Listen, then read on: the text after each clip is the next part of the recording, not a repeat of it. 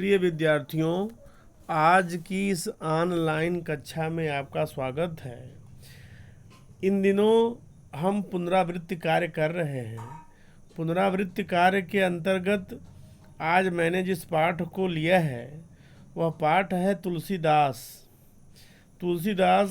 के दोहे चौपाइयाँ पाठ के अंतर्गत राम लक्ष्मण परशुराम संवाद को मैंने महीने भर पहले ही पढ़ा दिया है, लेकिन फिर से मैं चाहता हूँ कि इस पाठ की पुनरावृत्ति हम कर लें ताकि आपकी कठिनाई का निवारण हो सके और आप इस पाठ को अच्छी तरह पढ़कर समझ सकें और इस पर आधारित जो परीक्षा में प्रश्न पूछे जाएंगे उन प्रश्नों का हल आप कर सकें।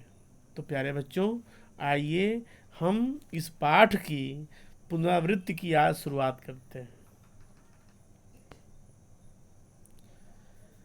ये देखिए, ये तुलसीदास जी हैं, महान कवि तुलसीदास, जिसे गोस्वामी तुलसीदास जी कहा जाता है।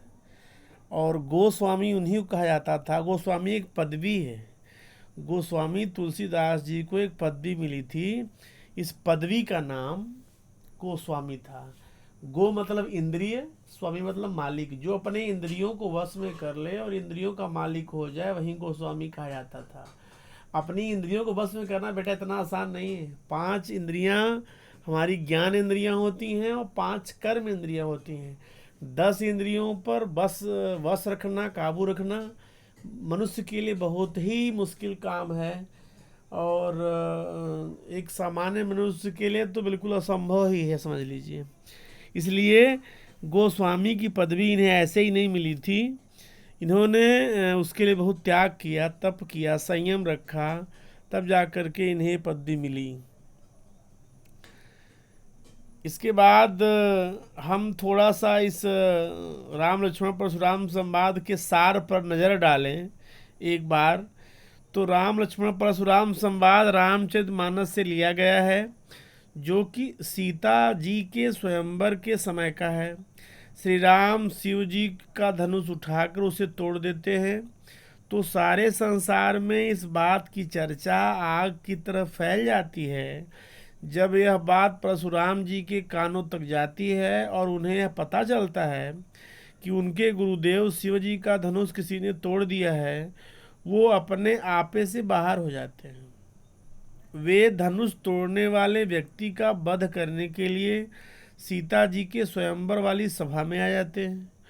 उसके बाद राम लक्ष्मण परशुराम जी के बीच में जो बात होती है उसका वर्णन यहाँ पर दिया हुआ है। ठीक है, उसका वर्णन यहाँ पर दिया हुआ है। आप आइए इसे पढ़ते हैं।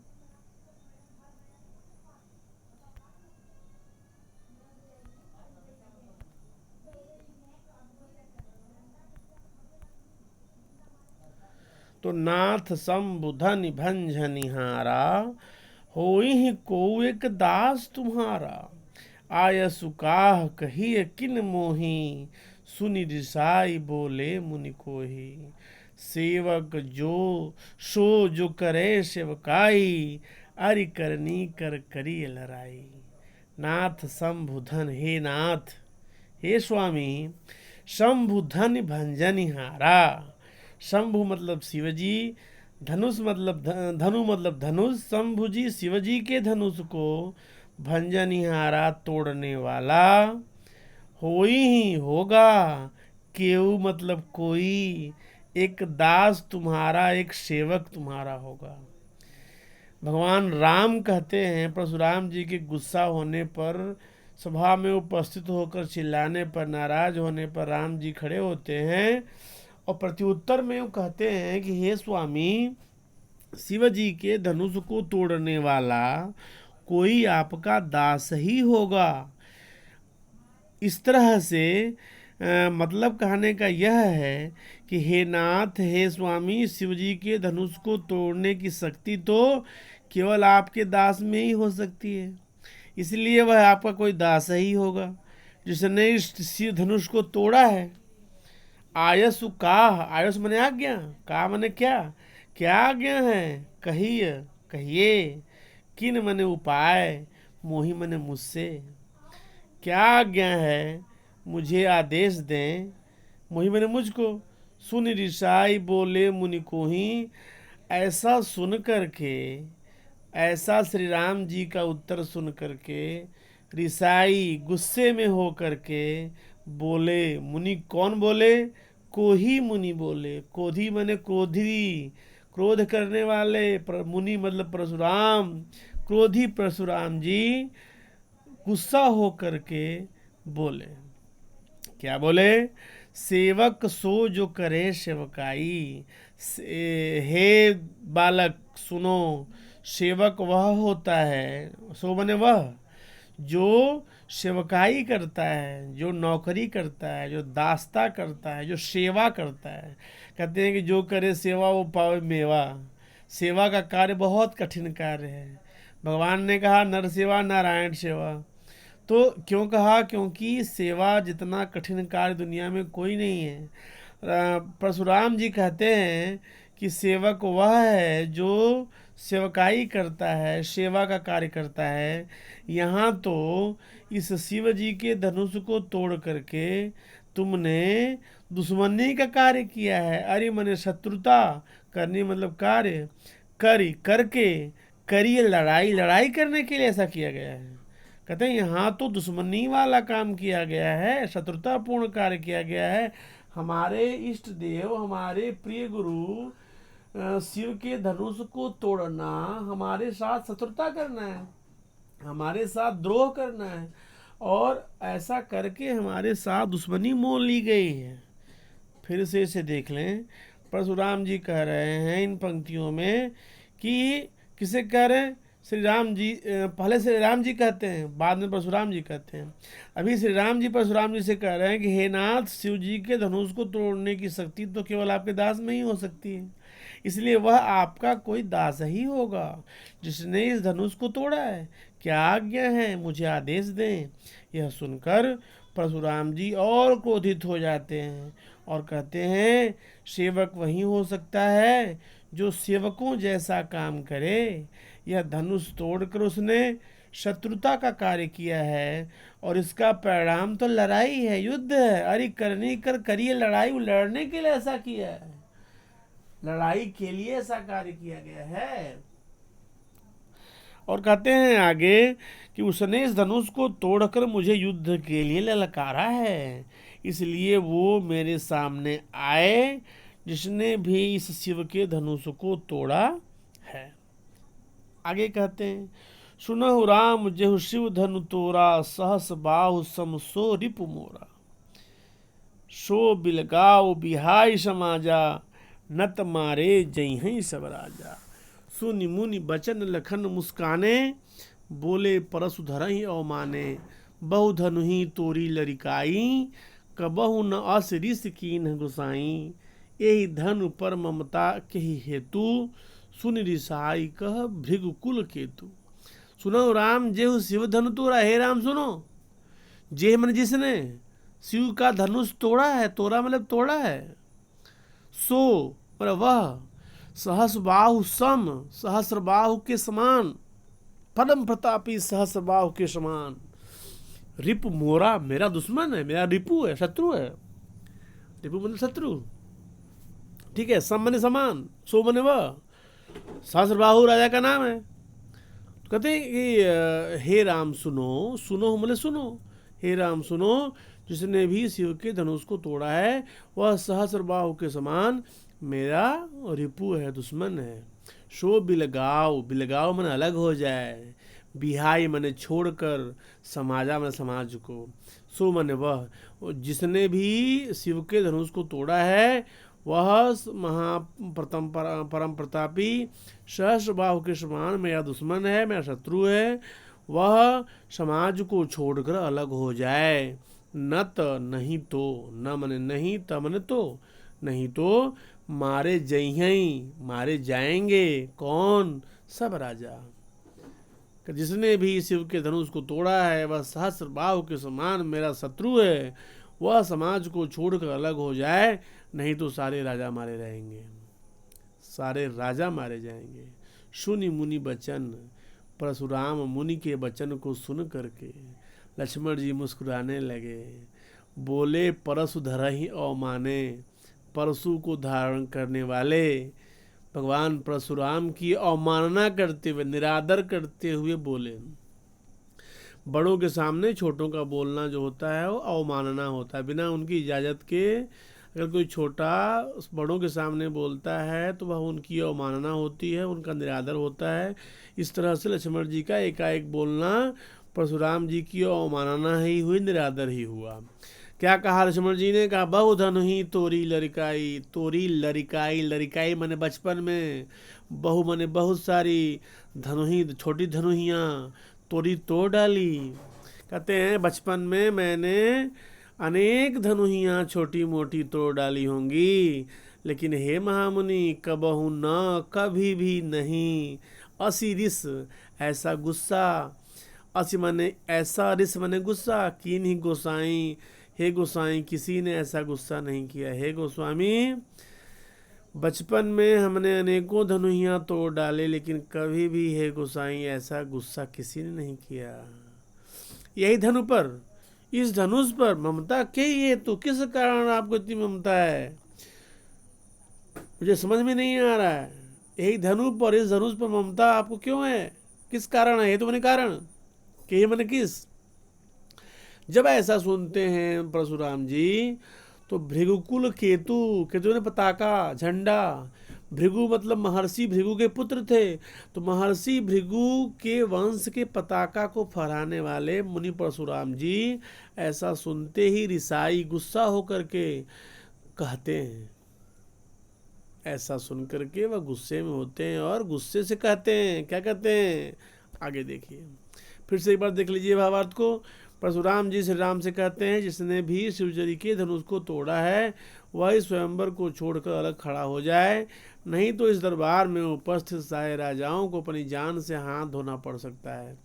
परशुराम के क्रोध से भरे स्वर को सुनकर लक्ष्मण जी उनका मजाक उड़ाते हुए कहते हैं कि हे मुनिवर, हम बचपन में खेल खेल में ऐसे कई धनुष तोड़ चुके हैं, तब तो कोई गुस्सा नहीं किया, कोई आप गुस्सा नहीं हुए, परंतु यह धनुष आपको इतना प्रिय क्यों है, तो जो इसके टूट जाने पर आप इतना क्रोधित हो उठे हैं, जिसने शिव धनुष तोड़ा है उससे युद्ध करने के लिए तैयार हो गए हैं। रे इंद्र बालक काल बस, बोलत तो ही न संहार, धनु ही सम त्रिपुरारि धनु विदित सकल संसार। कहते हैं हे परशुराम जी कहते हैं हे राजपूत, हे राजा के बालक, लगता है तुम काल के वशीभूत हो गए हो।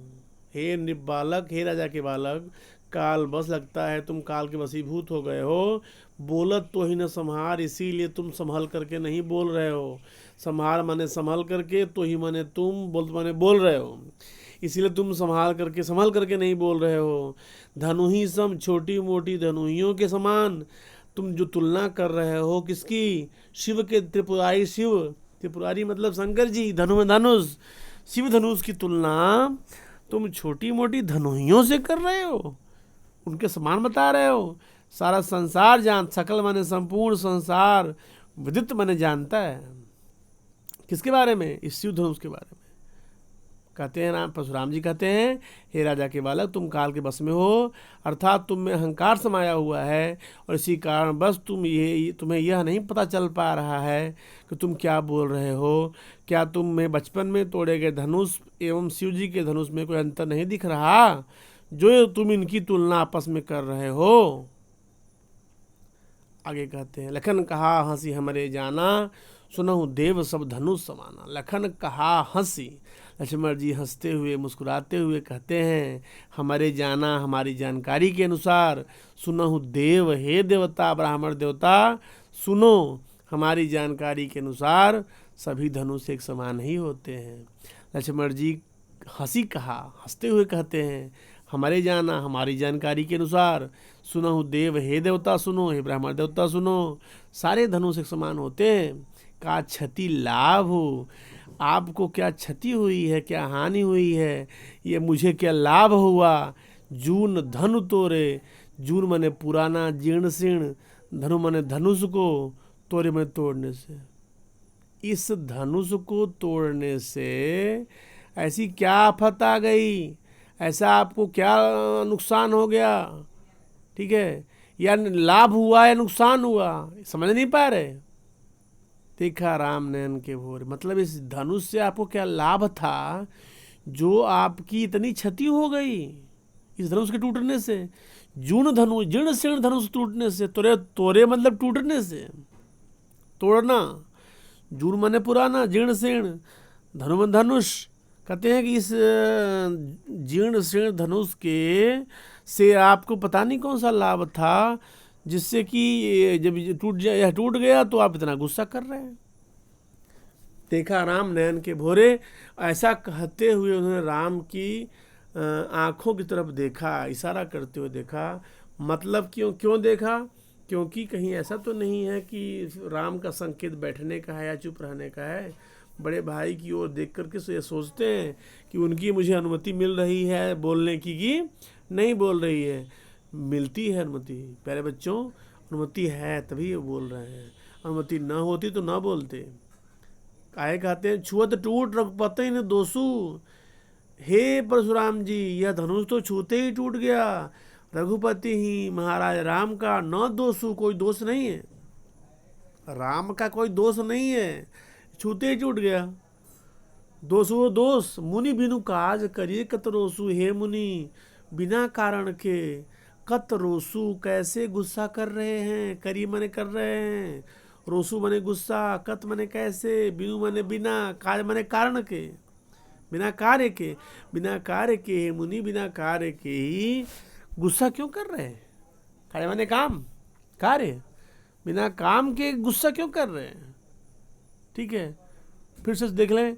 परशुराम की बातें सुनने के उपरांत लक्ष्मण जी मुस्कुराते हुए व्यंग पूर्वक उनसे कहते हैं कि हमें तो सारे धनुष एक जैसे ही दिखाई देते हैं, किसी में कोई फर्क नजर नहीं आता। फिर इस पुराने धनुष को टूट जाने पर ऐसी क्या आफत आ गई है जो आप इतने क्रोधित हो उठे हैं? लक्ष्मण जी परशुराम जी से यह बात कह रहे थे, तब उन्हें श्री राम तिरछी आंखों से चुप रहने का इशारा कर रहे थे। आगे लक्ष्मण कहते हैं, इस धनुष के टूटने में श्री राम का कोई दोष नहीं है, क्योंकि इस धनुष को श्री राम ने केवल छुआ मात्र था और यह टूट गया। आप व्यर्थ ही क्रोधित हो रहे हैं। ठीक है, बोले चिते परसु की ओरा, रेसठ सुनहु स्वभाव न मोरा। बालक बोल बधौ तही तो ही, केवल मुनि जड़ जान ही मोही। बालक ब्रह्मचारी यदि को ही, विश्व विदित क्षत्रिय कुलद्रोही। भुजबल भूप बिनु कीन्ही, विपुल बार मय देवन दीन्ही। सहस बाहु सन छेदनिहारा, परसु बिलोक महीप कुमारा। फिर देखें, बोले चिते परसु की ओरा। परशुराम जी ऐसा सुन गुस्सा होते हैं। ऐसा सुनते ही परशुराम जी गुस्सा होते हैं, कहते हैं, ए बालक चितय देख, परसु की ओरा, मेरे फरसे की ओर देखो। हे राजा के बालक, बहुत बढ़ के बोल रहे हो, मेरे फरसे की ओर देखो। ठीक है, रे सठ, रे दुष्ट, सुन ही स्वभाव न मोरा, सुनने का मेरा स्वभाव नहीं है। स्वभाव मोरा मेरा, सुनने का। रे दुष्ट, सुनने का मेरा स्वभाव नहीं है। बालक बोल, बालक समझ करके, बधव नहीं तो ही, तुम्हारा मैं बध नहीं कर रहा हूँ। बालक बोल मतलब बालक समझ करके मैं तुम्हारा वध नहीं कर रहा हूँ, तुम्हें क्षमा कर दे रहा हूँ। केवल मुनि जड़ जान ही मोही, केवल जड़ मुनि मुझे मत जानो। मोही मने मुझे जाने मने जानो, जड़ मने जिद्दी। ठीक है, केवल मुझे जिद्दी मुनि ही मत जानो। बाल ब्रह्मचारी यदि कोही, मैं बाल ब्रह्मचारी हूँ, बचपन से ब्रह्मचार्य का पालन करने वाला हूँ। अपनी विशेषता बताते हुए कहते हैं, अति कोही, अधिक क्रोधी हूँ। अति कोही मतलब अधिक क्रोधी हूँ। विश्व विदित, संसार जानता है। विश्व विदित है मतलब संसार जानता है कि क्षत्रिय कुल का द्रोही भी हूँ, दुश्मन भी हूँ। भुज बल, भुजाओं के बल पर भूमि को भूप बिनु कीन्ही, भूप राजा, राजाओं के बिना मैंने कर दिया था। अपनी भुजाओं के बल पर इस भूमि को राजाओं से रहित कर दिया था। ऐसा मैंने एक बार नहीं किया, विपुल बार, ऐसा अनेकों बार किया है। और उन राजाओं से जीती गई जमीन को महिदेवन दिन ही ब्राह्मणों को दान में दे दिया। सहस बाहु भुज छेदनिहारा, प्रथम प्रतापी महाराज सहस्त्र बाहु की भुजाओं को सैकड़ों बार काट डालने वाला हूं मैं। परसु बिलोक, मेरे फरसे की ओर देखो। बिलोक में देखो, परसु ने फावड़े को, महीप राजा, कुमार माने बालक। हे राजा के बालक, मेरे फरसे की ओर देख, ध्यान से देख लो, ये वही फरसा है जिससे मैंने सहस्त्रबाहु की हजारों भुजाओं को काट डाला, छेद डाला। फिर से देख लें एक बार। परशुराम जी लक्ष्मण की व्यंग भरी बातों को सुनकर और भी ज़्यादा क्रोधित हो जाते हैं। वे अपने फरसे की तरफ देखते हुए बोलते हैं, हे मूर्ख लक्ष्मण, लगता है तुम मेरे व्यक्तित्व के बारे में नहीं पता। मैं अभी तक बालक समझकर तुझे क्षमा कर रहा था, परंतु तुम मुझे एक जिद्दी साधारण मुनि समझ बैठा है। मैं बचपन से ब्रह्मचारी हूँ, सारा संसार मेरे क्रोध को अच्छी तरह से जानता है। मैं क्षत्रियों का सबसे बड़ा शत्रु हूँ। अपनी बाजुओं के बल पर, भुजाओं के बल पर मैंने कई बार इस पृथ्वी से क्षत्रियों का सर्वनाश किया है और इस पृथ्वी को जीतकर ब्राह्मणों को दान में दिया है। इसलिए हे राजकुमार, राजा के बालक, हे राजकुमार लक्ष्मण, मेरे फरसे को तुम ध्यान से देख लो। यह वही फरसा है जिससे मैंने सहस्त्रबाहु का संहार किया था, सहस्त्रबाहु की भुजाओं को काट डाला था। अंतिम पंक्तियां ध्यान से देखें दूसरे पद्यांश की। मातु पिता ही जन सोच बस, करसि महिष किशोर, गर्भन के अर्भक दलन, परशु मोर अति घोर।